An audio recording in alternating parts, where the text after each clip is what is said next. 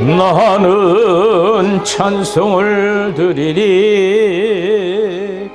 은혜의 통로가 되라고 주님이 주신 시련이라면 나를 너무나 사랑하는 하나님이 사랑의 채찍을 드시니 주님이 그리하실지라도 주님이 그리하실지라도 나는 감사를 드리리 나는 찬송을 드리리 은혜의 너가 되라고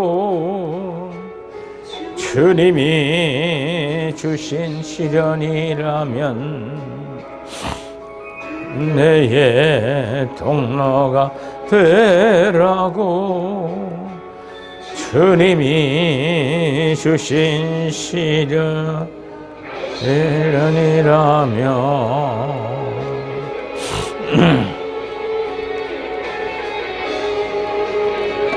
송입사님 기도하고 시작하겠습니다.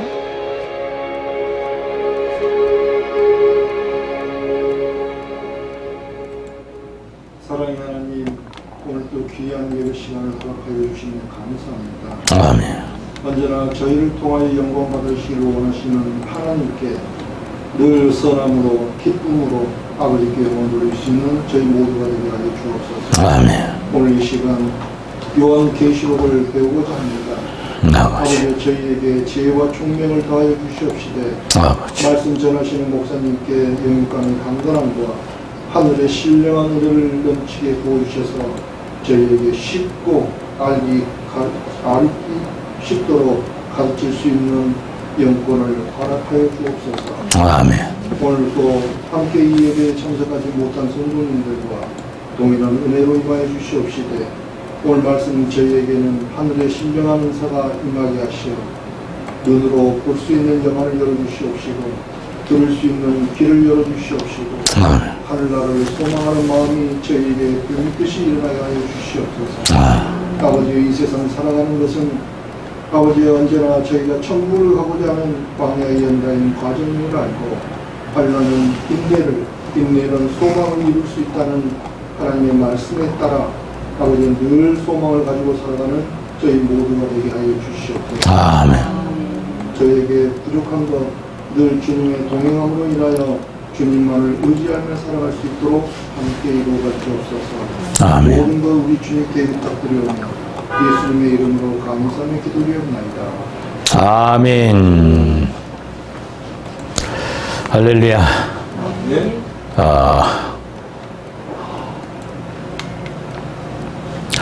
요한계시록 오늘은 5장을 연구할 차례입니다. 오늘 이 5장에서 나타나는 감추어진 비밀을 먼저 알기 위해서 다시 한번 생각을 해봐야 됩니다. 요한계시록을 연구할 때 성경적 조신학, 성경을 중심으로 요한계시록을 관계를 어떻게 맺고 있냐. 성경적 조신학이 몇 과목으로 되어 있다고 그러죠? 12과목. 12과목이 전체가 성경을 기준으로 해서 조직화한 거예요.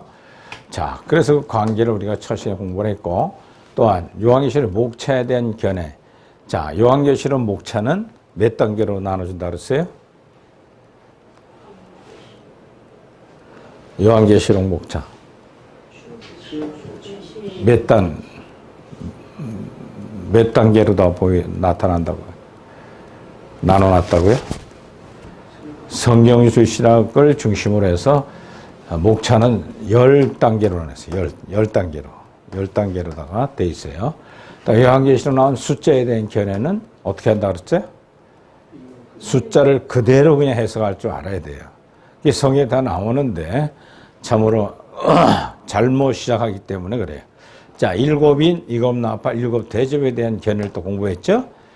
이것이 처음 이제 5장에 공부할 텐데 7인부터 대환란이 시작하는 것처럼 모두가 해석을 해요. 모두가. 그 이유는 좀 이따 말씀드리겠는데, 자, 7인은 뭐예요? 7년 대환란에 대한 필요한 자료들을 준비하는 과정. 그렇죠? 무엇을 가지고 심판할 건가? 7 나팔은 7년 대환란에 진행하는 수, 진행. 준비, 진행. 7 대접 재앙은 뭐예요? 7째 나팔 재앙. 후 3년 만에 적그리스도가 많은 순교자를 낳죠.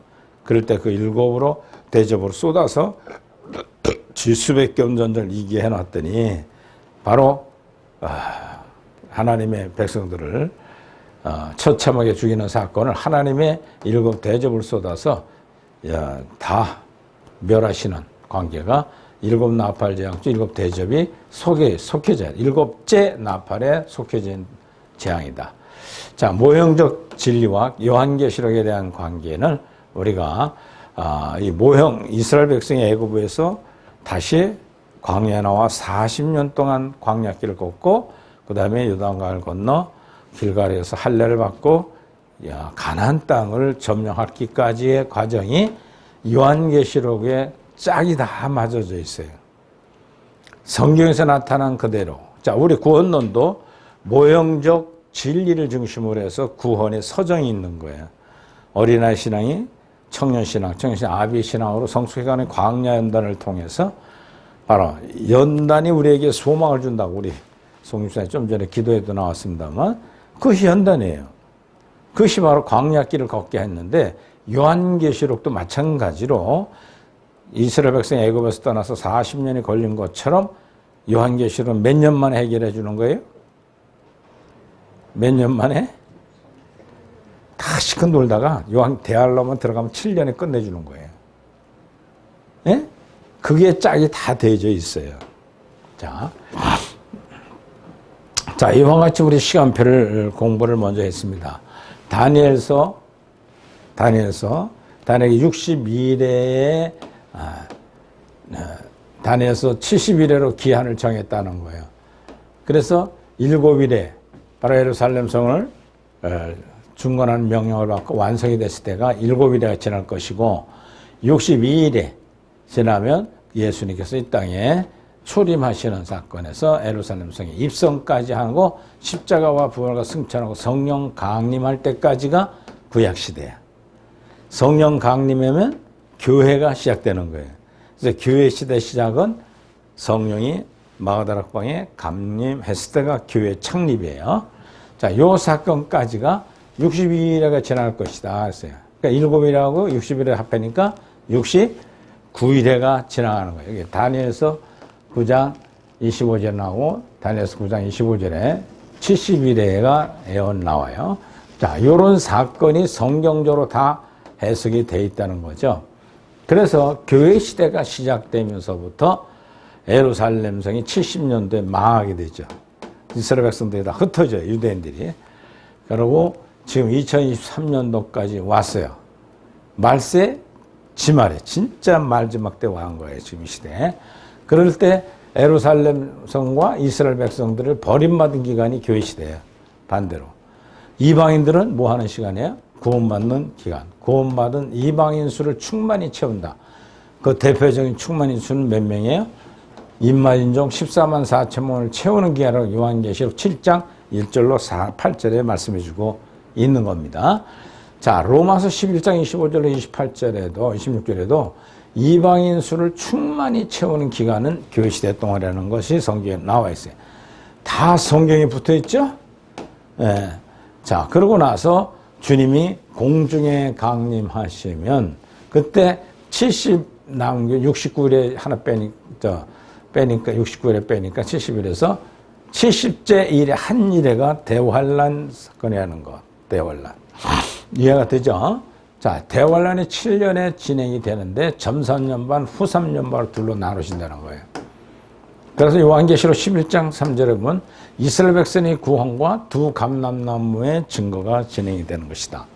그리고 후 3년 반은 7째 나팔, 짐승이 출현하고 셋째 화가 진행되는 것이 짐승이 출현하는 기간이에요. 자, 그리고 지옥문을 열 때가 언제예요?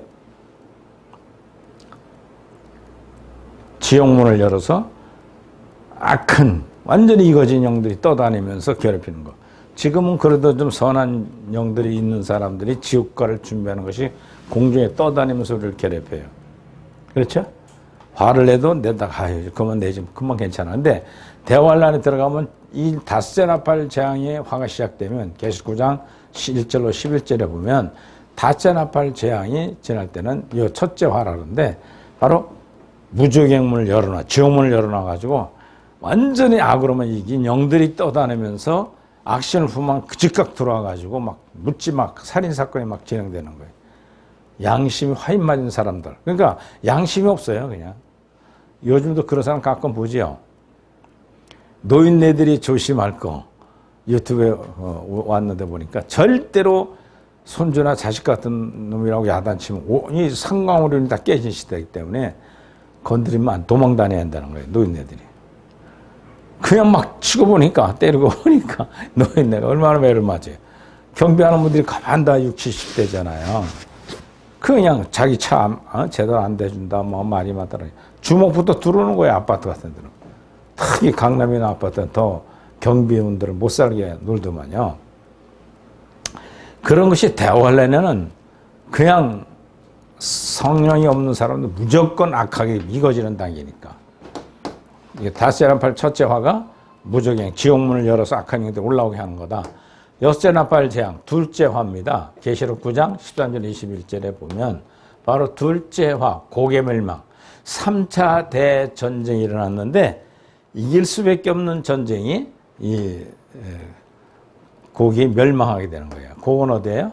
러시아. 지금의 러시아, 옛날에 소련. 여기가 지어요. 질 수밖에 없어요. 그때 바로 여섯째 나팔 재앙, 둘째 화가 진행이 되면서 7째 나팔을 불며 그 다음부터는 짐승이 출현하게 돼요. 후 3년 반에는 짐승 통치 시대, 악령이 내주된 사람들이 전 세계를 통치하면서 순교자 수를 충만히 채워요. 계시록 6장 11절, 15장 2절로 3절에 보면 후 3년 반에 정절 있는 신앙을 지키는 사람들이 거반 순교자들이 막 충만히 채우는 기간이에요. 그 7째 대접재앙, 계시록 16장 1절로 12절에 보면 7째 대접재앙이 바로 진행이 되면서 주님이 지상 재림, 9장, 19장 11절, 21절에 보면 지상 재림하시면서 바로 천년 왕국 시대가 시작되는 거예요. 예수님이 오시는 목적 세 가지. 첫째 뭐예요? 익은 열매 추수. 두 번째? 예? 심판. 그 다음에 세 번째? 이 천년 왕국을 지상 낙원을 열어주는 거예요. 예. 아까 사모님이 그런 시대가 올까요? 밥 먹다 그러길래 여기 가면 오는 거예요. 여긴 아까 마귀와 적연 시대가 없으니까. 이것이 곧 에덴 낙원을 회복하는 거예요. 하나님이 처음 만들어놓고 하나님이 즐기기 위해서 만드는 세상인데 아담과 하와가 타락함으로 죄를 가지고 탄 인간들이 하나님을 배신하고 정과 욕심으로 살아가는 시대죠. 이 시대성은 그래서 그를 위해서 주님이 지상 초림하신 거예요. 그래서 십자가에 돌아가서 속죄 제물의 완성, 그 다음에 부활해서 세상의 자격을 가지고 실제 보좌로 승천 올라가셔서 피를 뿌리고 성령을 마가다라 앞에 부어줌부터 교회 시대가 시작되는 거예요. 이해가 되죠? 그러니까 천년왕국이 와야 돼요. 자, 그럼 우리 성도들의 기도가 어떻게 돼야 돼요? 기도하는 제목 두 가지. 대환란은 무시무시한 심판의 기간인데 왜 이것이 이루어지는가? 성도들이 기도하는 응답이에요. 할렐루야. 응? 저처럼 하나님 이 환란과 무시무시한 것을 빨리 끝나게 해 주옵시고 두 번째 기도 빨리 우리에게 복을 내려 주옵소서. 평안하게 살 수 있도록. 여기 들어가면 되는 거예요. 이제 이걸 이루기 위해서 이 환란을 주신 거예요. 자, 이해가 되죠? 이런 하나님의 감추어진 비밀을 우리가 잘 깨달아야 한다는 거죠. 자, 메시아 왕국, 천년 왕국 시대가 지상낙원의 20장 4절로 6절까지가 바로 천년 왕국에 대한 내용이 성경에 기록되어 있어요. 그리고 20장 11절로부터 15절 사이 백보자 심판 때가 진행이 됩니다. 그리고 바로 계시록 21장 1절부터 22장 5절까지가 신천지에 대한 영원한 천국에 대한 내용이 성경에 기록되어 있으면서 10번째 대지가 끝나는 거예요. 자, 이 좀 전에 봤던 내용을 좀 구체적으로 설명을 해주면서 이런 도시표가 이루어진 건데, 이것이 바로 그러므로 내가 본 것과 이제 있는 일과 교회 시대에 이제 있는 일은, 그리고 내가 본 환상, 장차 될 일 4장부터 22장이 기록하는 내용들을 기록하라 그랬는데, 여기 보시면 우리가 주계시, 그 다음에 보충계시를 잘 해석을 해야 성경에 나타나는 하나님의 귀한 섭리를 깨달을 수 있는 거예요. 그래서 보충계시와 주계시를 잘 깨달아야 된다는 거. 예, 보충계시. 계시록 10장 1절로부터 11장 6절에 보충으로 재설명해 주는 거죠. 그러고 나서 주계 시작하고 계시록 12장 1절로 17절까지 또 보충계시. 그래서 대환란 동안 있었던 보충계시를 잘 이해를 해야 돼요. 보충계시를 이해가 못하면 주계시로 해석하기 때문에 다 잘못된 그릇 해석하는 요한계시록자가 많다는 거죠. 자, 오늘은 우리가 몇 장 공부한다고 그랬어요? 예? 5장. 22장까지 있는 요한계시록을 5장에 공부를 하는데, 지난 시간에 우리가 심판을 주관하시는 하나님의 보좌와 3층 천에 대한 본부에 대해서 우리가 이 4장에 공부를 했어요. 그렇죠? 지상 본부에서 모든 걸, 하늘과 땅과 모든 걸 다스리면서 이끌어 가시는 하나님의 본부가 4장에 공부했어요. 오늘은 5장만 하겠어요. 8장까지 해야 되는데 8장까지 여러 가지로 바쁘니까 5장만 오늘 해석을 하고, 첫째부터 대환란의 죄를 준비하는 과정은 다음 시간에 강의를 하도록 하겠습니다. 자, 5장은 주계시예요. 4장도 주계시고, 그 다음에 6장도 주계시고, 그 다음에 7장은 보충계시로 설명해서 우리가 먼저 해석했죠. 그래서 요한계시 7장하고 다니엘서 9장 24절부터 27절을 먼저 해석하면서 이 도표가 만들어진 거예요, 이 틀에. 그러니까 해석하기가 쉬운 거죠. 자, 그래서 오늘은 5장만 해석하도록 합니다. 자, 5장 1절부터 이것이 이제 10대지로 나눠져 있는데, 그 중에 이것은 첫째 1장. 1장은 서론과 그리스도의 환상. 첫째 대지가. 두 번째, 교회 시대 7교회 모형으로 한 하나님의 성도들과 교육자들의 위한 권면의 말씀. 이것이 바로 두 번째 대지예요. 2, 3장. 그리고 4장에 천상낙원 본부. 모든 걸 다스리는 본부. 그리고 이번에 네 번째로 5장 1절부터 8장 6절까지 전 3년 반 대환란 준비 과정과 보충계시를 우리 공부하도록 합니다. 자, 대환란 준비 과정과 보충계시라 그랬어요. 자, 인봉한 책을 받으시는 어린 양 5장 1절부터 14절까지 시작. 내가 보매 보좌에 앉으시니 오른손에 책이 있으니 안팎으로 썼고 7인으로 봉해버렸어요. 자, 보좌에 앉으신 분은 누구예요? 성부 하나님이시다. 오른손에 책이 있었어요. 하였는데 오른손이란 적극적으로 일하는 손이죠. 하나님의 손을 가리켜 말하는데, 이 하나님의 오른손에 마귀와 죄악과 불행으로 가득 찬 이 세상을 심판하실 계획에 대하여 기록되어 있는 책이라는 거예요. 이 안팎으로 썼다 이게. 이것은 심판에 대한 내용을 완전 무결하게 기록했다는 뜻이죠. 그렇죠? 그리고 7인으로 봉해져 있다는 거예요. 대환란에 대한 모든 사항들을 7가지로 구분해 책을 기록하고 봉해놨다는 거예요. 자, 2절 시작. 또 봄에 힘 있는 천사가 큰 음성으로 외치기를 누가 책을 펴며 그 인을 떼기에 합당하니 하니 3절에 하늘 위에나 땅 위에서나 땅 아래 능히 이 책을 펴거나 보거나 할 리가 없더라는 거예요. 자, 힘 있는 천사는 누구예요? 하나님의 나라에서 군대장관이요 직책을 맡고 있는 충성하는 미가엘 천상을 가르쳐 말합니다. 자, 이 천상천하의 인봉한 책을 펴고 인을 뗄 수가 있는 분이 바로 누구인가 대하여 사도 요한에게 질문을 했어요. 누가 지금 환상을 보고 있는 거예요? 요한이 보고 있는 거죠. 그 문제가 매우 중요한 것을 강조하고 있었다는 거죠.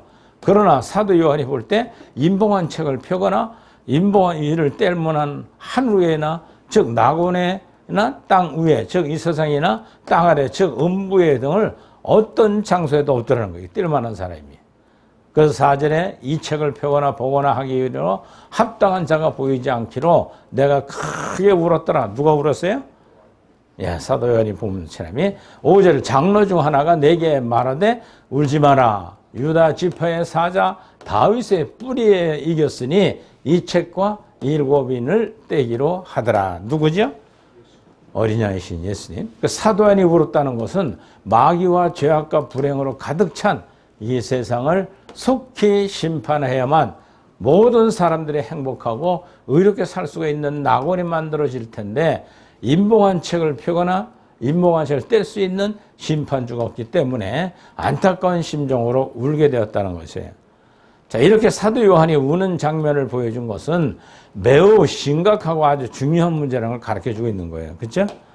이때 24 장로 중 한 사람이 사도 요한에게 울지 마라 하면서 답변해 주는데 시작. 유대 지파의 사자 다윗의 뿌리가 이겼으니 라는 것은 유대 지파에 속한 다윗의 사자와 같은 영명스러웠는데 이러한 다윗 왕이 자손으로 탄생하신 예수님께서 십자가 못 박혀 죽으시기까지 사랑하고 인내와 충성으로 마귀와 세상을 이기셨다는 말씀이에요. 예수님도 이긴 겁니다. 싸워서. 자, 그러기에 자격이 있는 거예요. 자, 이 책과 7인 책을 떼시리라 그런 것을 예수님께서 마귀와 세상과 역경을 이기신 분이기 때문에 7인을 봉한 책을 뗄 수가 있다는 거예요. 그 자격이 있다는 거예요. 권세를 가지신 분이시고 사도 요한에게 설명해 주고 있는 겁니다. 자, 6절에 내가 또 보니 보좌와 다 같이 읽어요. 시작. 내가 또 보니 보좌와 내 생물과 장로들 사이에 어린 양이 섰는데 일찍 죽임을 당한 것 같더라. 7뿔과 7눈이 있으니 이 눈은 온 땅에 보내심을 입은 하나님의 7영이더라. 자, 사도 요한은 천상낙원 본부에 있는 보좌와 내생물과 장로들 사이에 어린 양이 즉 속죄주이신 예수님께서 계신 모습을 보였습니다. 일찍이 죽임을 당한 것 같더라 그랬어요. 이것은 속죄주이신 예수님께서 이전에 어디에 돌아가셨어요? 십자가 못 박혀 속죄 제물로 죽으심을 당하셨다는 뜻을 말해주고 있어요. 자, 어린 양 7뿔과 7눈이 있더라는 것은 예수님께서 7영, 즉 7천사장들에게 각각 권능과 감찰하는 기능을 주셔서 교회와 성도들을 감찰하시면서 성기라고 보내셨다는 것을 의미합니다. 자, 이 뿔은 권능 상징하고 있어요. 권능, 능력을. 눈은 감찰하시는 기능이고 이걸 상징적으로 말합니다. 자, 7영에 대해서는 계시록 4장 5절에 자세히 기록되어 있습니다. 자, 7절에 어린 양이 나와서 보좌에 앉으시니에 오른손에서 책을 취하시더라. 자, 어린 양이신 속죄주 예수님을 상징하는데 보좌 앞에 나아가 하나님의 오른손에 가지고 계신 인봉한 책을 받으심으로 이 세상을 대환란으로 심판하실 심판의 주가 되었음을 의미하고 있는 거예요. 그래서 예수님이 공정강림하고 7년 대환란을 주관해야 하는 분이라는 거죠. 왜? 속죄주로 있으니까 예수님의 피로 우린 죄상을 받고 7년 동안 성장해 나가는 과정을 주시기 때문에, 다시 말하면 예수님께서는 속죄주이시기 때문에 심판의 주가 될 수 있다는 것이에요. 여기서 어린 양은 요한계시록에서 특별히 중요한 시기에 되는 예수님의 새 이름이라는 뜻이죠. 새 이름. 자, 그래서 8절 책을 취하심에 네 생물과 24장로들이 어린 양 앞에 엎드려 각각 검은고와 향에 가득한 금대접을 가졌으니 이 향은 성도들의 뭐예요? 기도라. 자, 어린 양께서 하나님의 손으로부터 임봉한 책을 받으심으로 심판주가 되었을 때 네 생물과 24장로들이 하나님을 찬양하기 위하여 검은고와 성도들의 기도가 가득히 담긴 금대접을 가지고 있는 모습을 설명해 주고 있는 겁니다. 자, 9절에 새 노래를 노래하여 가로되 책을 가지시고 임봉한 임봉한을 떼기에 합당하시도다. 일찍 죽임을 당하사 각 족속과 방언과 백성들과 나라와 가운데 사람들을 피로 사서 하나님께 드리셨으니 십자가의 구속의 은총을 얘기하는 거예요. 자, 10절 저희는 우리가 하나님 앞에 나라와 제사장을 삼으셨으니 저희가 땅에서 왕도타기로 하더라. 자, 9절 10절에 나온 네 생물과 24장로들이 심판주가 되신 예수님에 대하여 찬양하는 것입니다. 찬양을 받기 합당하신 예수님. 어린 양 임봉한 책을 떼기에 합당한 이유는 속죄의 제물이 되신 예수님께서 십자가 못 박혀 죽으셨고 보혈의 은총으로 교회 시대에 많은 사람들을 구원하여 하나님께 드리셨기 때문에 가능한 거예요. 자, 저희로서 우리 하나님 앞에서 나라와 제상을 삼으셨으니 그랬어요. 이 말씀 중에서 저희란 보혈의 은총으로 구속하신 성도들을 전체를 가르쳐 말하는 거예요. 나라를 삼았다는 것은 천국 백성을 삼으셨다는 것이죠.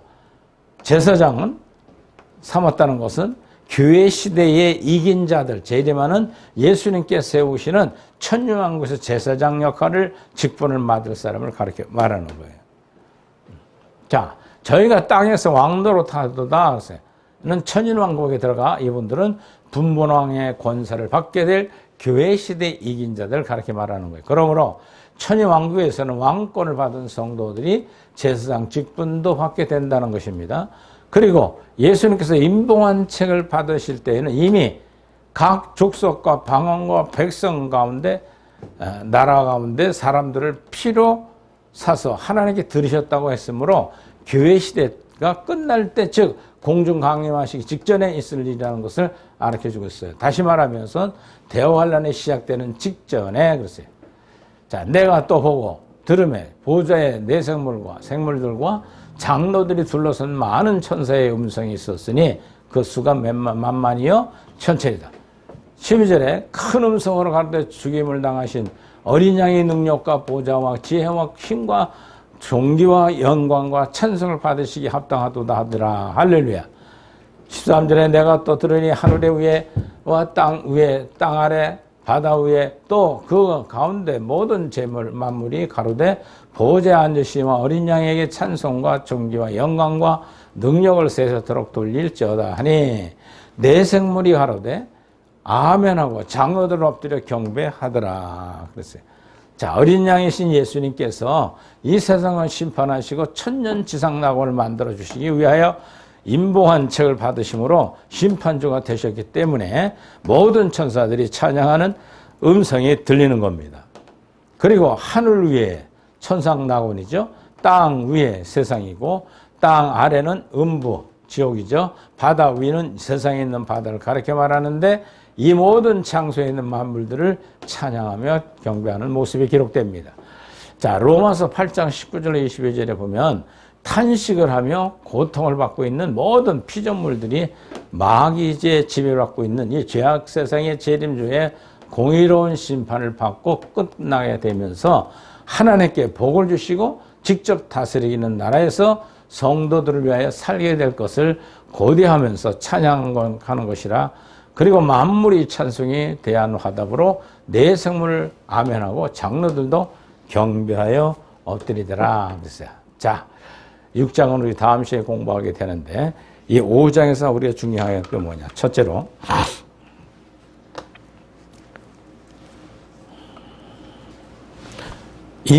인을 뗄 때부터 모든 요한계시록 해석자들은 어린 양이 주관하는 걸 알고 해석을 첫 7년 대환란의 진행으로 보는 거예요. 우리는 뭐로 봐요? 대환란을 위한 준비 과정이 첫째부터 일곱째 인이라고 그랬죠. 자, 그런데 여기서 우리가 두 가지를 알아봐야 될 건, 첫째로 대환란을 시작하기 전에 준비해야 될 것과 준비되는 임봉한 책을 열 수 있는 자격자가 필요한 거예요. 자격자는 누구예요? 일찍 십자가에 돌아가신 예수 그리스도의 속죄 은총으로 우리는 죄사함을 받고 하나님의 사람이 되는 거죠. 자, 이 교회 시대 동안에 그분의 십자가와 부활을 통해서 우리는 구속 구원을 받고 천국 갈 자격을 얻잖아요. 그렇게 했기 때문에 임봉한 책을 띄기에 합당한 분이 예수님이라는 거예요. 근데 그걸 예수님이 띈다 하니까 다 대환란을 시작으로 보는 거예요. 모든 해석가들이 다 그래요. 근데 우리는 그게 아니라 준비 과정. 자, 한 가지 예를 들자면 한 죄인을 심판하기 위해서 어떻게 해야 돼요? 바로 형무소로 보내요? 어떻게 해요? 재판 과정이 있어야 되잖아요. 변호사를 사든가 하고 여기서는 검사가 죄에 대한 형벌을 내리고 그 재판 과정이 필요한 것처럼 바로 우리가 대환란의 심판을 하는 게 아니라 형무소 과정을 보면 안 된다는 거죠. 재판하는 기간이 준비하는 자료라는 거예요. 또 한 가지 예를 들어보자면 우리가 좋은 양옥 같은 집을 내가 하나 짓고 싶다? 그럼 어떻게 해요? 처음부터 주인이 자료 사다가 막 져요 그냥? 실력도 없고 건축에 재도 없는데 아니라 설계를 뜨고 난 이런 건물을 짓고 싶다. 주인이 얘기해놔요. 그럼 주인이 한 다음부터 어떻게 해야 돼요? 설계를 하고 설계에 들어가는 자료들, 돈이 얼마 들어가고 이런 계획하는 것이 임봉한 책을 받은 예수님이 준비하는 과정이라는 거. 그러고 나서 일꾼들이 일하는 거지. 어떻게 직접 자기가 일을 하냐고. 멋있는 양옥집 하나 지려면 그렇게 준비하는 것 과정이 임봉한 첫째부터 일곱째 인이 자료 준비하는 기간이다. 자, 그리고 일꾼들이 일하는 거지 천국은 질서가 정연하고 권세가 분명해요. 뒤죽박죽 하는 게 아니에요. 자, 예수님은 임봉한 채로 모든 걸 주관하고 이끌어 가는데 일은 누가 하는 거예요? 천사들이 한단 말이에요. 천사들이. 그래서 첫째 나팔부터 되면 그 일곱 나팔 재앙은 천사들이 다 일을 해요. 예수님은 안 나타나요. 일꾼들이 하는 거예요. 임봉한 책에서 계획을 세워놓고 놔두면 천사들이 쉬어하면 일을 하는 거예요. 그렇기 때문에 첫째 나팔부터 천사들이 진행하는 걸 이제 앞으로 해석을 해보면 나올 텐데 8장 7절부터는 이제 첫째 나팔이 불기 시작해가지고 이제 전 3년반 12장까지 또 12장부터 13장까지는 후 3년반의 사건이 기록되죠. 자, 그래서 19장까지 이것이 나팔 재앙은 천사들이 일을 한다는 걸 봐서도 우리는 임봉한 책은 준비하는 계획, 7년 대환란을 집행해야 될 준비하는 과정이 첫째부터 일곱째까지라는 거. 이해가 되죠? 예. 그리고 또 한 가지는 성도들의 기도가 상달돼서 대환란이 시작되는 거예요. 성도들의 기도. 우리 기도 제목은 어때야 돼요? 물론 소극적으로 내 개인적인 사건이나 어떤 어려움이 닥칠 때 하나님 이거 좀 풀어주세요. 그리고 이 환란을 빨리 지나가기를 원합니다. 그리고 빨리 우리에게 행복한 기회를 주세요. 이 두 가지 제목 때문에 하나님은 심판하시고 천년왕국을 준비하고 있다는 거예요. 알았죠? 우리가 광야길을 가면서 연단을 받아 정결케 심령이 된 사람들은 가만히 놔두면 안 돼요. 왜? 태어날 때부터 첫째 아담은 악심을 갖고 태어났기 때문에 놔두면 안 되는데 환난을 만나 어려움이 있을 때 딱 중요한 게 뭐냐? 다 내 속에 가는 죄 때문에 하는 걸 고백하게 되고 그것을 빨리 환난을 끝나게 해달라고 기도하는 거예요. 우리는. 하나님 이 어려운 역경을 빨리 끝나게 주옵소서. 그리고 축복해 주옵소서. 할렐루야. 그게 종결이 되면 평안이 오잖아요. 위로가 오잖아요. 그것처럼 대환란의 시작도 성도들의 기도가 꽉 찼을 때, 향이 성전에 꽉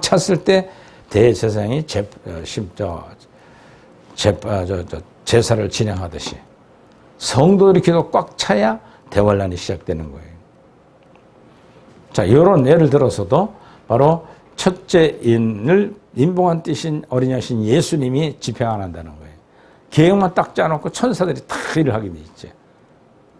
그걸 다 어디서 다스리냐? 하나님 보좌에, 4장에 공부하고 보좌에서 모든 걸 다 하달하면서 천사장, 행정의 기관을 보자면, 이제 앞으로 그게 나옵니다만, 자, 대통령이 있다면 누가 있어요? 주변에.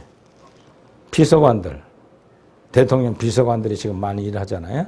비서관들은 계획하되 행정요원들이 가서 일을 해야 하네요. 에? 비서관들이 한계가 있어요. 대통령에게 이렇게 정책을 얘기해 줄 뿐이고 행정부, 행안부에서 행정부 장관을 통해서 또 구 단위, 도 단위, 다 도지사, 행정의 직원들이 일을 하잖아요. 이거와 똑같은 거예요. 천사들이 다 행정요원처럼 일을 하고 비서관은 여기 내생물의 주임을 해서 하나님이신 예수님을 보필하는 일이 이루어지는 거예요. 철저하게 권세와 직제가 분명한 것이 천국의 생활이라는 거예요. 또 하나님 말씀은 그대로, 숫자는 그대로 해석해야 된다는 거예요. 상징적인 숫자나 해석의 어떤 방법, 자기의 사상을 해석하기 위해서 부분 띄어다가 마음대로 막 써먹는 요한계시록 해석자들이 많습니다. 특히 신천지 같은 경우 이만희. 자기가 나중에는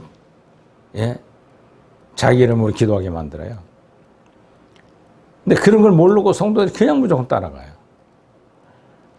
그래서 하나님의 말씀은 살아있고 능력있고 또 영계의 천국도 질서가 분명히 돼 있다는 것.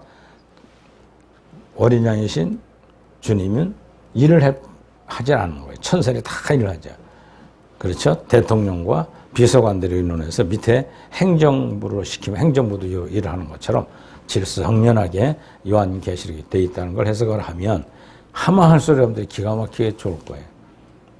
그러나 일반 해석가들은 다 자기 사상을 쥐어맞추려고 막 상징 숫자, 뭐 개념적인 숫자 막 이렇게 나가게 돼 있다는 겁니다. 자, 5장 오늘 해석을 여기서 마치도록 하겠습니다. 기도하고 마치자. 하나님 감사합니다. 요한계시로 나타난 임봉한 책을 하나님께 받아 임봉한 책을 띄우고 7년 대환란이 있을 준비한 과정을 준비하듯이 이를 일할 때는 이제 6장부터 있어져야 될 천사들이 첫째 넷째 나팔까지 일곱째 나팔까지 부는 사건이 진행되고 대환란을 주관하는 것처럼 우리 모두가 질서정연한 하나님의 계획을 발견하는 이번 요한계시록 해석이 되게 하옵소서. 예수님 이름으로 기도드리옵나이다. 아멘. 하늘에 계신 우리 아버지시여 이름이 거룩히 여김을 받으시옵시며 나라에 임하옵시며 뜻이 하늘에서 것 같이 이 땅에서 이루어지리다. 오늘날 우리로 할 양식을 주옵시고 우리가 우리에게 죄진 자를 사해 준 것 같이 우리 죄를 사하여 주옵시고 우리 시험에 들지 말게 하옵시며 다만 악에서 구하옵소서. 내게 나라와 권세와 영광의 아버지께 영원히 싸움나이다. 아멘.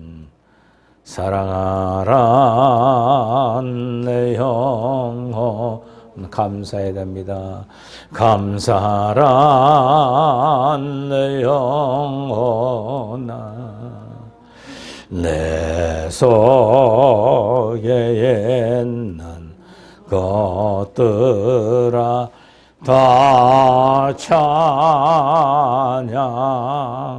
찬양하라.